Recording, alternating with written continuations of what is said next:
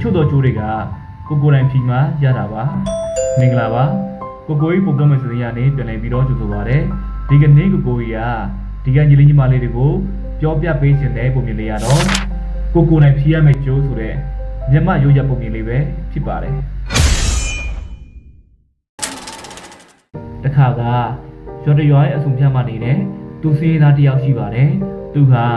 တောထဲကနေထင်းကြောက်တွေကိုကောက်ပြီးတော့ခက်လန့်လန့်ကဈေးတစ်ခုမှာရောင်းချခြင်းနဲ့ပဲအသက်မဝင်ကြောင်ပြုပါတယ်သူ့မှာတော်တော်အသုံးဝင်တဲ့ထင်းတယ်မြေကလေးတစ်ကောင်ရှိပါတယ်ထင်းကောက်သမားလေးဟာသူကောက်လို့ရသမျှထင်းကြောက်တွေကိုအဲ့ဒီမြေလေးပေါ်တင်ပြီးတော့ဈေးထိသွားပြီးရောင်းချလေးရှိပါတယ်ဒီနေ့မှာတော့ထင်းကြောက်များများရဖို့အတွက်တုံးတဲ့ထဲအထီးသွားကောက်ရကနေလမ်းပြောက်သွားပါတော့တယ်မြေကလေးနဲ့အတူလမ်းပြောက်ရှာရင်လည်းညားနေတာဆောင်းလာပါတယ်လမ်းကတော့မတွေ့ပါဘူးနောက်ဆုံးမှာတော့ရတိကြီးတစ်ပါးတတိသုံးနေတဲ့တဲလေးတစ်လုံးကိုတွေ့တော့ညအိတ်ခွေတောင်းပြီးတော့တဲနဲ့ခက်လန်လန်ကတစ်ပြီးအောင်မှနေရာချလိုက်ပါတယ်ဒါနဲ့ပဲအိတ်ဖို့ပြေးနေမှာသူ့မိကလေးကိုချီဖို့ကျိုးပါမလာခဲ့ဘူးဆိုတာတတိရသွားပါတယ်ဒါနဲ့ရတိကြီးဒီမှာကျိုးရှိပါကတညက်လောက်900ချောက်နေတဲ့ခါမှာတော့ရတိကြီးကရတိကြီးစီမှာကျိုးဆိုတာမရှိသလိုဘယ်အရာကမှကျိုးနဲ့ချီတတ်တဲ့အကျင့်မရှိပါဘူးတခါကြီးကြည့်ရတာခါတိုင်းလဲဒီမြဲကလေးကိုတစ်ပင်မှာကျိုးချီပြီးအဲ့တဲ့နဲ့တူတယ်အမှန်ပါပဲရတိကြီးထင်းကောက်သမားလေးကကျိုးသားစွာပြစ်ပြလိုက်တာပေါ့ကွယ်ဒါဆိုလဲခါတိုင်းလိုပဲတစ်ပင်မှာကျူးချီတဲ့ဟန်ပြတီအိတ်လိုက်ပေါ့ရထေကြီးတော့ဒီမြေကလေးလျှောက်ကြောလိမ့်မယ်လို့မမြင်မိဘူးထင်းကောက်သမားလေးတဲ့ရတိကြီးပြောတဲ့အတိုင်းမြေကလေးကိုတစ်ပင်မှာကျိုးချီခံပြပြီးတော့အိပ်ရဝင်ခဲ့ပါတယ်ရတိကြီးကသူ့တကိုယ်နဲ့မြေကလေးမပြည့်နိုင်အောင်လှုပ်ထားပေးမယ်လို့တွေးထင်ပြီးတော့ထင်းကောက်သမားလေးကစိတ်ချလိချနဲ့အိပ်ပြောသွားပါတော့တယ်မနဲ့နိုးလာလို့ကြည့်လိုက်တဲ့ခါမှာတော့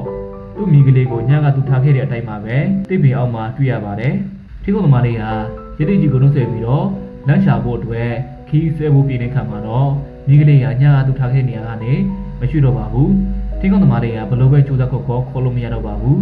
ဒါနဲ့ပဲထင်းကောက်သမားလေးဟာရတိကြီးစီပြေးသွားပြီးတော့ဖြစ်ကြောက်ပုံစံကိုရှောက်နေတဲ့ခါမှာတော့ရတိကြီးကအကြောင်းစုံကိုသိတဲ့ပုံစံနဲ့ပြုံးပြီးပြောလိုက်ပါတယ်တကာကြီးတစ်ပင်ကဂျိုးကိုမဖြစ်ဘူးလားကျိုးမဖြစ်ပဲနဲ့တော့ဘယ်သွားလို့ရပါမလဲတကာကြီးရဲ့ထင်းကောက်သမားလေးကလည်းပြန်ဖြေလိုက်ပါတယ်တပီးတော်မှကျိုးတကယ်မချီထားပဲရတိကြီးရဲ့အော်ဖီးရလီတကာကြီးရဲ့မိကလေးကသူ့ကိုကျိုးနဲ့တကယ်ချီထားတယ်လို့ပဲထင်နေတာညကအတိုင်းပဲတစ်ပင်ကဂျိုးကိုဖြေတဲ့ပုံလို့ပြီးပြန်ခေါ်လိုက်ရင်လိုက်လာမှာပါထင်းကောက်သမားလေးကလည်းရတိကြီးပြောတဲ့အတိုင်းကျိုးပြခံပြုလုပ်ရမှာမိကလေးကရွှေ့ချက်လာပြီးတော့သူဆွေးသွားတဲ့နောက်ကိုလိုက်ပါပြီးတော့ခရီးအတူဆက်သွားပါတော့တယ်တကယ်တော့ဘယ်သူကမှဘယ်ကျိုးနဲ့မှချီမထားပါဘူးကိုတိုင်းကြည်ကြည်နက်နက်နဲ့ချီထားတဲ့ကျိုးမဟုတ်တဲ့ကျိုးတွေပဲရှိပါတယ်အဲ့ဒီကျိုးတွေကိုဘယ်သူကမှဖြီးပေးလို့မရပါဘူးကိုတိုင်းဖြီးမှပဲရပါလိမ့်မယ်အထူးသဖြင့်တန်ရုံးစီကျိုးတွေကိုပေါ့နော်ကျေးဇူးသူအရောက်ဒီတန်းကိုလည်းကျေးဇူးတူရှိပါတယ်ကောင်းသောညလေးကိုပိုင်ဆိုင်နေကြပါစေနော်